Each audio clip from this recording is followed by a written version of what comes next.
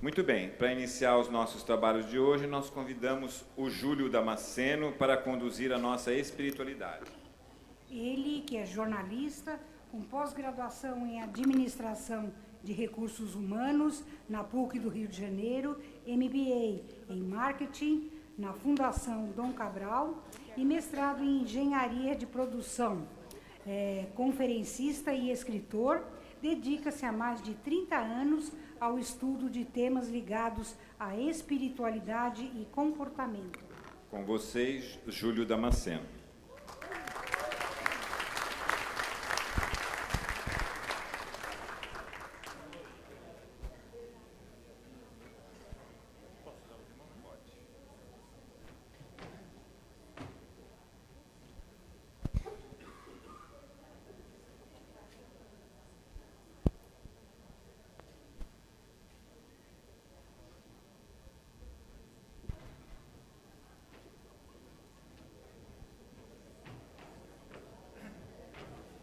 Bom dia!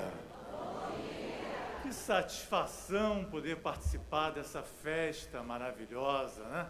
A festa de amor, de amizade, de família, de alegria. É uma honra. Eu quero, antes de mais nada, agradecer aos organizadores, né, pelo convite, parabenizá-los por esse evento e que é uma honra também poder participar desse início da celebração dos 100 anos. Obrigado. Do padre Haroldo, né? Porque é certamente uma coincidência muito feliz que esse congresso seja marcado exatamente por essa data e que se possa aproveitar a presença dele dessa forma, né? Tudo bem. Nunca se falou tanto de espiritualidade. Parece que depois de um século, do cansaço de um século de materialismo, essa chama que existe dentro da alma humana, essa energia do bem, essa coisa positiva que há dentro de nós, emerge de alguma forma, sem se saiba como, das mais variadas formas, mas sempre se fazendo presente. E em torno das discussões que tem havido em torno do tema, uma das primeiras discussões tem sido exatamente em torno da conceituação de espiritualidade. O que seria exatamente espiritualidade?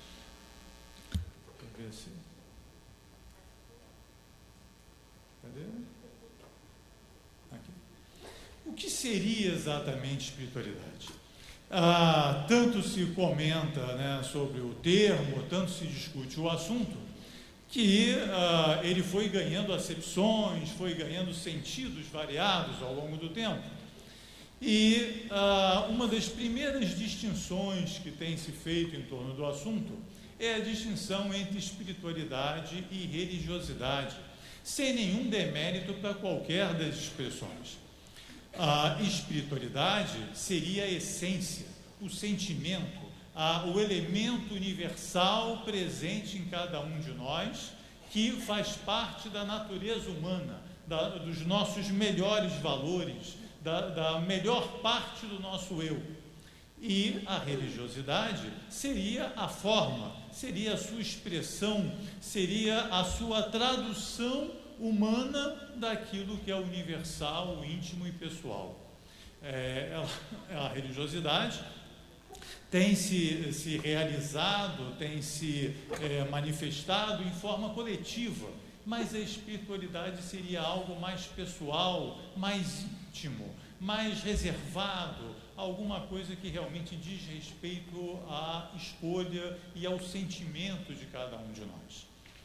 Há um texto do padre e antropólogo francês Teilhard de Chardin, muito famoso, né, na internet, que procura fazer essa distinção, procurando mostrar as principais diferenças entre religiosidade e espiritualidade, mas todas vão nessa direção que nós acabamos de trazer, né? A religiosidade como a cristalização na forma e um comportamento mais de massa, mais coletivo, mas a espiritualidade como algo mais essencial, mais pessoal e que não se confunde o de cada um com o de nenhum outro. As duas podem e devem ser usufruídas por todos nós. Todos abraçamos diferentes correntes de pensamento, de ideologia, de religiosidade, mas sem perder a individualidade, sem perder a sensação pessoal, a experiência pessoal.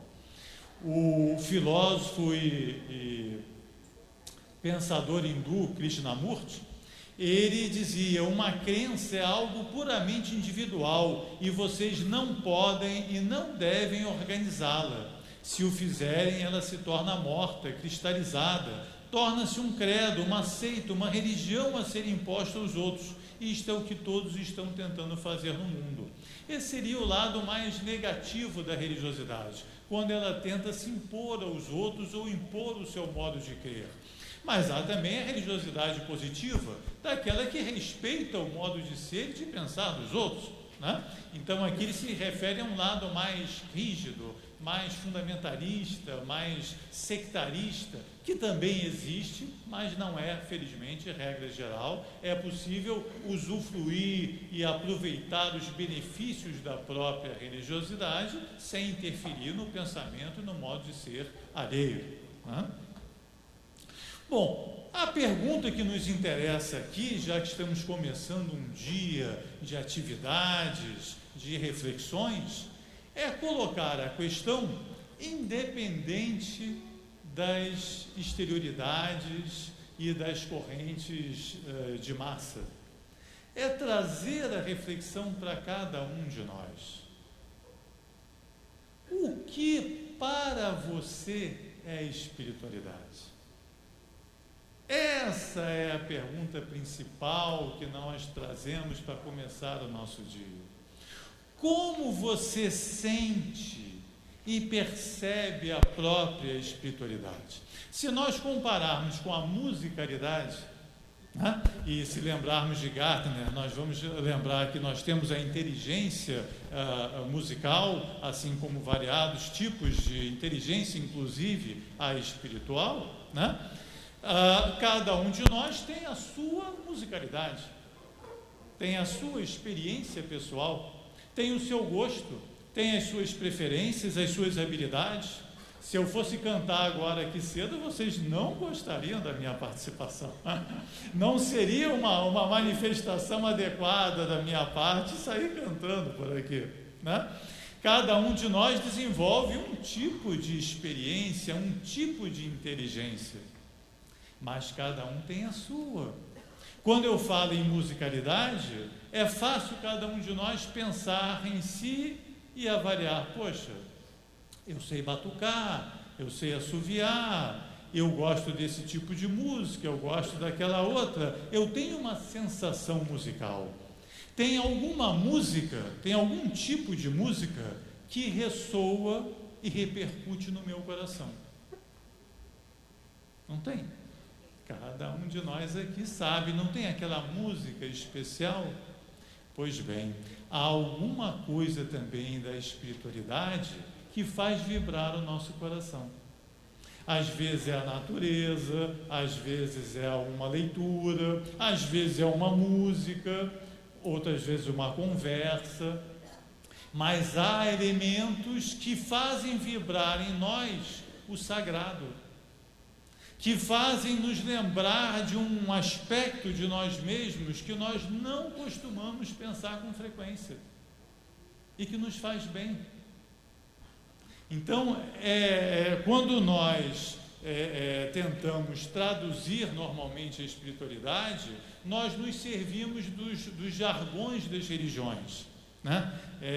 Tentamos nos terceirizar a expressão e adotamos alguma frase pronta para traduzir espiritualidade, mas não é isso que nós desejamos hoje, aqui e agora. Nós queremos convidar cada um a pensar Como é que eu sinto a minha espiritualidade? Às vezes é um sonho. Eu tenho sonhos que me levam a uma sensação diferente. Às vezes um torpor, às vezes uma sensação, às vezes uma intuição. Como é que a espiritualidade se manifesta no meu caso, pessoal? Essa é a pergunta. Nós podemos também recorrer aos dicionários, né? Vamos ver o que eles nos dizem sobre espiritualidade. Então, o Michaelis Online, o Alwais, nos dizem que a qualidade do que se manifesta ou exerce atividade religiosa ou mística, misticismo, religiosidade. Não gostamos muito dessa acepção, mas gostamos da segunda: sentimento de transcendência, elevação, sublimidade. Todas as pessoas que têm experiências espirituais se sentem de alguma forma maiores e melhores do que no seu estado normal. Se sentem mais conectadas com o todo, se sentem irmanadas, abraçadas, sem barreiras, sem fronteiras, como se o seu coração e a sua alma estivessem se abrindo para o mundo. Então, é esse sentimento de transcendência, de ir além, de elevação, de despertar o melhor de si e de sublimidade, são características de todas as expressões de espiritualidade, independentemente de credo, de país, de época, de qualquer outra natureza material. E uma outra definição seria essa da prática de exercícios devotos que tem por objeto a vida espiritual. É possível também fazer exercícios para despertar, para exercitar, para trazer à tona a espiritualidade que em nós está adormecida. Então, quais seriam esses exercícios? A oração e a meditação são duas práticas corriqueiras, conhecidas, que têm esse poder de nos levar, de nos convidar a um estado superior de consciência, a uma elevação pontual, a uma sublimação eventual da nossa própria natureza, a despertar habilidades, sensações, sensibilidades que não nos são cotidianas, não são corriqueiras, mas que são valiosas, porque podem trazer grandes insights para o nosso dia a dia, para a nossa vida, para a resolução de problemas das mais variadas naturezas.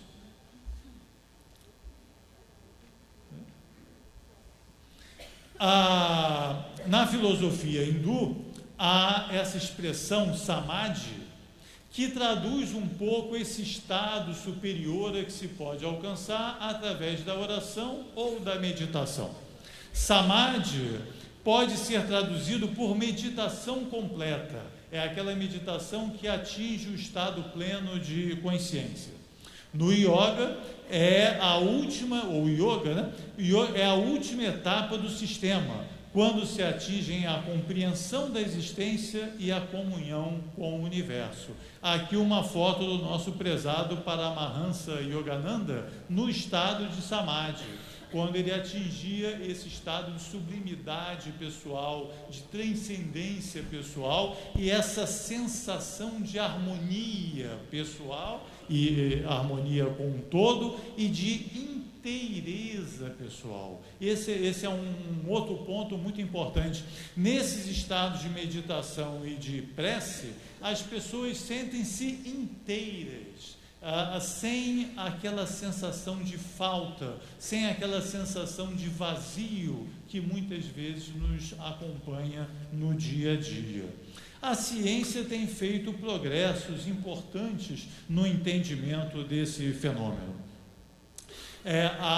Ao longo da evolução, o nosso cérebro, os nossos sentidos, as nossas capacidades motoras e mecânicas se desenvolveram absolutamente, né? Esse processo não parou. Nós não interrompemos a evolução.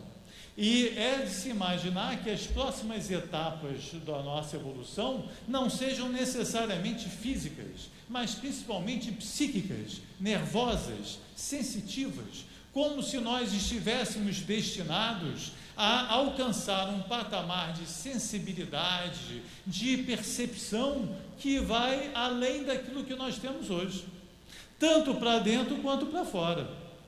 Então, por esse estágio superior de consciência ou de evolução, é como se nós tivéssemos a capacidade de nos entender melhor, de apreender melhor as nossas potencialidades, de trazer do nosso superconsciente aquelas qualidades que estão latentes, que estão adormecidas, mas que com exercício podem vir à tona e nos fazer melhores, mais completos, mais perfeitos. E também uma sensibilidade, uma capacidade de integração, de harmonização com o todo, que nos leve a facilitar as conversas, o diálogo, a interação com o todo do qual nós fazemos parte. Então, nesse sentido, a espiritualidade seria o passo seguinte da evolução, seria o despertamento dessa sensibilidade futura que está reservada para nós todos. Por essa razão, a ciência tem verificado, por diversas pesquisas e estudos realizados, o valor, inclusive médico e biológico e bioquímico, tanto da meditação quanto da oração. Trazemos aqui alguns exemplos. Também em relação à oração, melhora o nosso batimento cardíaco, baixa a pressão, tem diversos efeitos bioquímicos e benefícios à saúde para as duas práticas, já devidamente mensurados, já devidamente validados pela ciência. Há, inclusive, esse trabalho que foi feito em 1988, um projeto chamado Projeto de Paz Internacional no Oriente Médio. Durante a guerra entre Israel e Líbano, um grupo decidiu fazer meditação. No meio da guerra, um grupo decidiu fazer meditação. E essa meditação tinha dia e horário marcados. Então, eles se juntavam para meditar na tal hora, tal dia, e pensar e pedir pela paz daquela região naqueles horários. Pois bem, foi feito um estudo estatístico e verificou-se que naqueles dias e naqueles horários o índice de violência diminuía. E que havia inclusive uma razão matemática lá, se uma população qualquer, 1% da raiz quadrada daquela população fizesse oração e fizesse meditação, aquele resultado seria alcançado. Então, é possível perceber não apenas benefícios individuais, físicos, para a saúde, para o bem-estar pessoal, mas é possível, inclusive, identificar benefícios coletivos, sociais, para uma população que desenvolva a prática, o hábito, seja de meditação, seja de oração. E isso vale também para as famílias, vale também para as unidades domésticas, vale também para os ambientes pessoais. Há mais, porém. Até agora nós falamos em espiritualidade como adjetivo, ou seja, como uma sensação que nos acompanha, como algo que nos pertence, mas não na nossa essência, naquilo que nós somos. E o próprio Teilhard de Chardin, e é também uma das acepções correntes aí nos dicionários, nos chama a atenção que a palavra espiritualidade também traduz a qualidade daquilo que é espiritual, a qualidade do que é espírito, a característica ou a qualidade daquilo que é de natureza espiritual. Diz Teilhard de Chardin: nós não somos seres humanos passando por uma experiência espiritual, nós somos seres espirituais passando por uma experiência humana. E aí a espiritualidade deixa de ser adjetivo para ser substantivo. Nós somos espíritos, nós somos seres eternos, Nós somos a vida que sustenta esses corpos, esse corpo. Nós somos a natureza da consciência. Nós somos a essência que transcende essa manifestação. E é esse o ponto que nós não podemos esquecer. Porque o esquecimento dessa qualidade, o esquecimento dessa essência, faz com que ela se adormeça, faz com que ela se apague, com que a chama fique frágil. E essa chama, se for cultivada, se for desenvolvida, ela pode ser vibrante, ela pode ser brilhante, ela pode ser evidente, manifesta, ela trazendo à tona as melhores qualidades da nossa personalidade. Então não basta apenas cultivar a oração e a meditação como se fosse uma ginástica do espírito, né? Como se fosse um desenvolvimento mental. Não, é a busca da própria essência. A palavra orar significa abrir a boca do espírito, abrir-se ao todo, abrir-se ao mundo, abrir-se ao universo, trazer as energias do todo para alimentar o próprio eu. Então é nesse sentido real que nós queremos trazer a ideia de espiritualidade. Kardec dizia: estudar a natureza dos espíritos, de que se fala tanto, é estudar o homem. A vida vai além, antecede a vida presente e vai além dela. E nós precisamos recuperar essa ideia de que nós somos eternos, de que os nossos problemas não começam no berço e não terminam no túmulo, que vão além disso. Nós somos eternos. E aí temos problemas, muitas vezes inclusive familiares, que têm origem anterior à vida presente, e temos soluções e problemas que às vezes vão se desenrolar, às vezes por outras existências. A boa notícia é que a ciência tem nos ajudado a recuperar essa consciência de nós mesmos. Um grande trabalho feito nesse sentido é do professor Stanislav Grof, que se resume na chamada respiração holotrópica. Holo de todo, trópica de tropismo, de movimento, movimento para o todo. O que significa a respiração holotrópica? É uma técnica de superventilação. Então não precisa de nenhum tipo de droga, não precisa de nenhum tipo de substância, uma técnica absolutamente natural, onde a pessoa, com a devida orientação, com os técnicos, né, adequados, ela faz uma super respiração e consegue atingir estados superiores de consciência. E nesses estados superiores, o que aparece? Nós somos espíritos. As pessoas fazem desenhos, fazem mandalas, fazem uma série de atividades, e qual é o resultado? Eu nunca tinha me dado conta de que eu sou espírito. Eu me confundia com o meu próprio corpo, mas agora eu sei, porque eu senti, porque eu vivi, porque eu experimentei, que eu sou algo mais.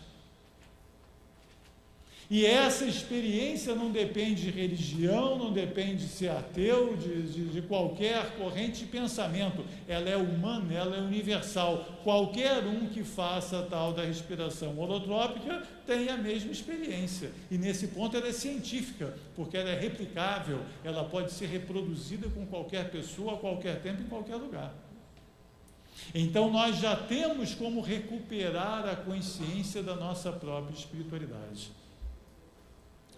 Outro caminho também nessa mesma direção são as chamadas experiências de quase morte, que hoje estão cada vez mais estudadas. Eu vou mostrar daqui a pouco um projeto feito nesse sentido, e o caso mais exemplar de todos que são conhecidos do gênero é de um cientista americano, Ivan Alexander III, que ele mesmo, um neurocirurgião, professor de Harvard, que combatia com ceticismo todos os casos de experiência de quase morte, acabou vivendo a sua.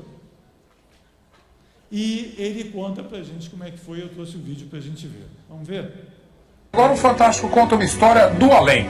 Um neurocirurgião americano nunca acreditou em vida após a morte, até passar por uma experiência dramática. Pois é, ele entrou em coma profundo. Daí teve visões de uma espécie de paraíso. E quando voltou, estava convencido de que existe vida do outro lado. O que existe depois que a vida acaba? Para o neurocirurgião Alexander Eben, a morte sempre significou o fim de tudo. Ele entende do assunto. Foi professor da Escola de Medicina de Harvard, nos Estados Unidos, e há mais de 25 anos estuda o cérebro. Sempre tinha uma explicação científica para os relatos dos pacientes que voltavam do coma com histórias de jornadas fora do corpo para lugares desconhecidos. Até que ele próprio vivenciou uma delas. E agora afirma: existe vida após a morte. 10 de novembro de 2008, o Dr. Alexander é levado às pressas para o hospital com fortes dores de cabeça. Ao chegar lá, é imediatamente internado na UTI. Em poucas horas, já estava em coma profundo. Ele havia contraído uma forma rara de meningite. Quando o Dr. Alexander entrou no hospital, os médicos disseram à família que a possibilidade dele sobreviver seria muito baixa. Ele ficou em coma profundo por 7 dias. E foi durante esse período que o Dr. Alexander afirma ter tido a experiência mais fantástica que um ser humano pode ter.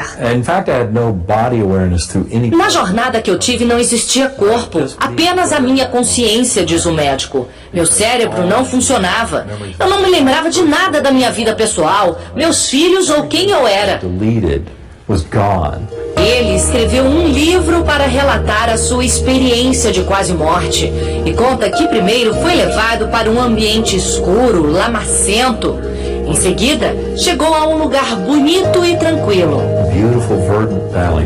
Um vale extenso, muito verde, cheio de flores e repleto de borboletas, diz ele. Ali também estava um espírito lindo, uma mulher com uma roupa simples e com asas. Ela me disse: você vai ser amado para sempre. Não há nada a temer. Nós vamos cuidar de você. Pergunto ao Dr. Alexander se ele viu Deus. Ele disse que sim. Deus estava em tudo ao meu redor. Ele estava lá o tempo todo.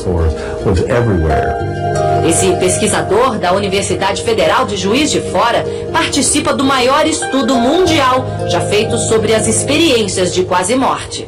Os estudos mostram que apenas 10%, uma em cada 10 pessoas que tiveram uma ressuscitação bem-sucedida, relatam a experiência de quase morte. Os pacientes que vivenciaram uma experiência de quase morte tendem a ter, ao longo do tempo, por exemplo, aumento da satisfação com a vida, tendem a ter diminuição do medo da morte, maior apreciação da espiritualidade, maior apreciação da natureza. A morte é uma transição, não é o fim de tudo, resume o Dr. Alexander. Minha jornada serviu para me mostrar que a consciência nossa existe além do corpo. E ela é muito mais rica fora dele. Isso pode significar que a nossa alma, nosso espírito, seria eterno. Our soul or spirit is eternal. Esse estudo a que ele se refere é liderado hoje no Reino Unido pelo Dr. Sam Parnia, esse que aparece aí na foto, e chama-se Aware Study, né? Aware no sentido de consciência durante a ressuscitação. Então, são esses casos em que a pessoa, durante os procedimentos de ressuscitação de uma parada cardíaca, por exemplo, mantém a consciência e depois descreve aquilo que experimentou estando vivo quando o seu corpo fisicamente parecia morto, né? Inclui hoje 25 grandes centros médicos da Europa, Canadá e Estados Unidos. É o maior estudo já feito sobre o assunto. Mas eu queria destacar especialmente essa frase do Dr. Ivan Alexander III, em que ele diz: estou descobrindo o que os antigos já sabiam muito bem, o céu nos torna humanos. É perigoso nos esquecermos disso. Sem um conhecimento mais amplo do lugar de onde viemos e para o qual voltaremos, estamos perdidos. Aquela linha dourada de que os antigos falavam é a nossa conexão com o reino superior, é o que torna a vida aqui embaixo não apenas tolerável, mas prazerosa, é a nossa bússola. O que eu queria destacar para vocês é que a lembrança dessa nossa eternidade, o resgate, a conexão com a nossa essência, nos torna melhores. Esse é o ponto principal, esse é o benefício principal. Se fala hoje em dia em tanta conexão, né? Eu estou conectado. Nós estamos conectados com tudo e ao mesmo tempo com nada. Com todos e ao mesmo tempo com ninguém.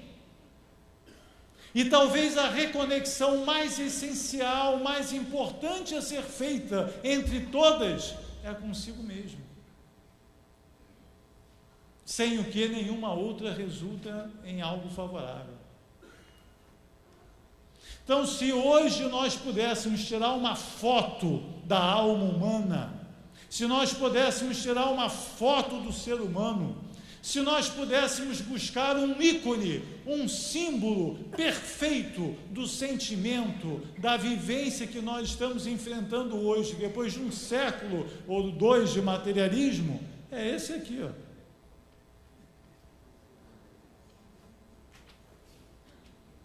Esse é o símbolo da nossa humanidade atual. Talvez essa figura devesse estar em todas as praças, né? Em todos os lares, em todas as igrejas, em todos os lugares, como aqui, se pudesse apagar a luz aqui, ajudaria. Em todos os lugares, como um símbolo perfeito do vazio imenso que nós sentimos quando fechamos os olhos. É esse vazio a causa da epidemia de depressão. É esse vazio pessoal que explica muito dos casos de drogadição e de crises de toda natureza de comportamento. A causa está aqui.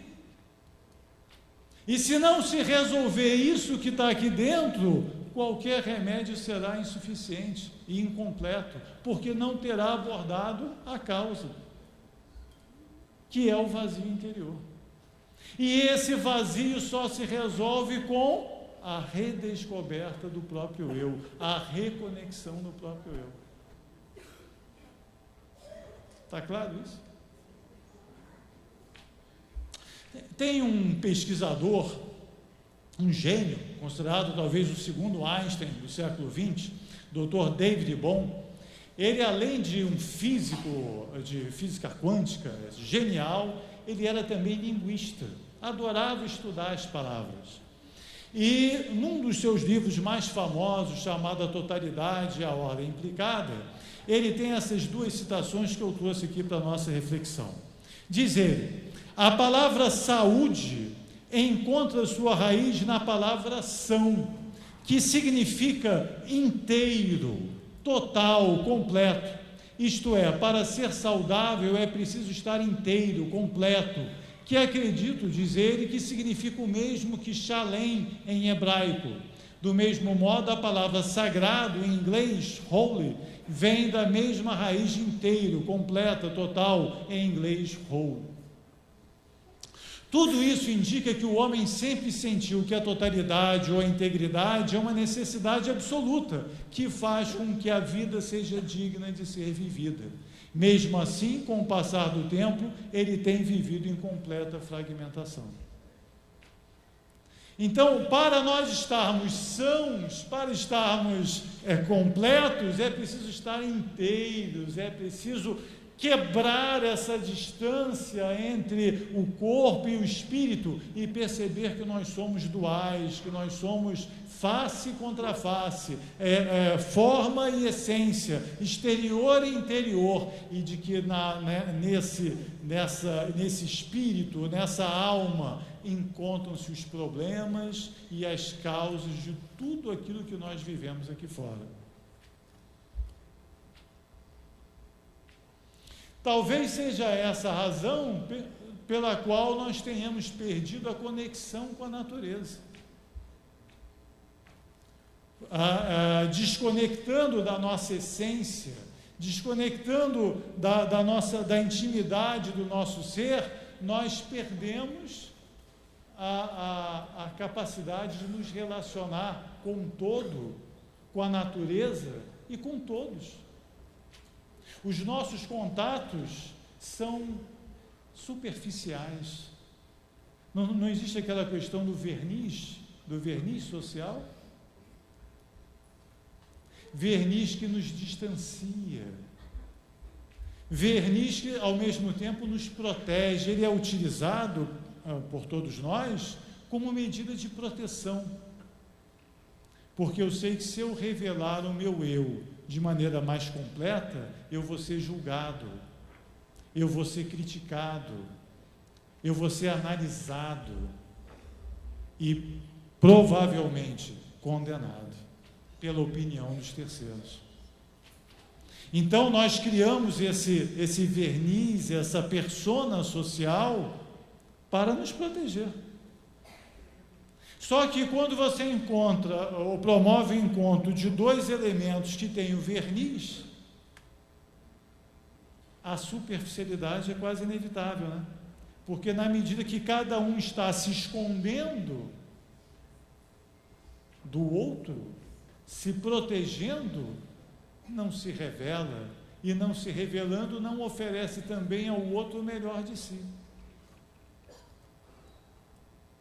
Na vida social, profissional, exterior, às vezes isso não aparece tanto, mas dentro de casa isso aparece muito.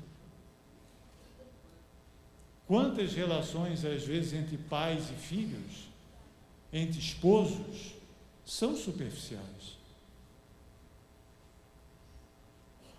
Um não consegue enxergar o outro, um não consegue falar com o outro, um não consegue entender o outro como gostaria também de ser entendido. Não, e a crise qual é? É de aceitação, né? Eu não me sinto à vontade para revelar a mim mesmo, não me sinto aceito, não me sinto à vontade dentro de casa, e não me sinto compreendido. E isso é plural, quer dizer, ao redor da mesa da sala, todos se sentem igual.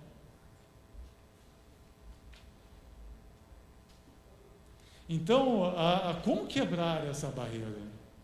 Como ultrapassar, na medida que cada um começa esse processo de espiritualização, que significa exatamente a abertura, os relacionamentos interpessoais, as relações começam a se abrir também. O verniz começa a abrir fissuras, começa a abrir frestas, e o que se revela é bom. Às vezes também aparece a dor, mas a dor salutar, a dor que resulta da coragem de revelar-se, a dor que resulta da coragem de dar um passo à frente, a dor que resulta da coragem de abraçar, mesmo que o outro não possa ainda corresponder na mesma intensidade. Quando eu cheguei aqui, eu ouvi uma frase que me deixou muito feliz, disse aqui, assim, aqui no amor exigente a gente abraça muito. Que bom, né? Que movimento bonito, essa onda de abraços, porque no que você dá o passo para o abraço, você às vezes percebe que a reação do outro lado é tímida, né? Que a pessoa não está, o interlocutor muitas vezes não está habituado a abraçar na mesma intensidade, não consegue dar aquele aconchego gostoso, né? De abraço de mãe, abraço de pai, né? Que sabe envolver, reter e suportar a pessoa, mas a pessoa aprende, até abraçar se aprende. O primeiro ato do abraço é o de abertura.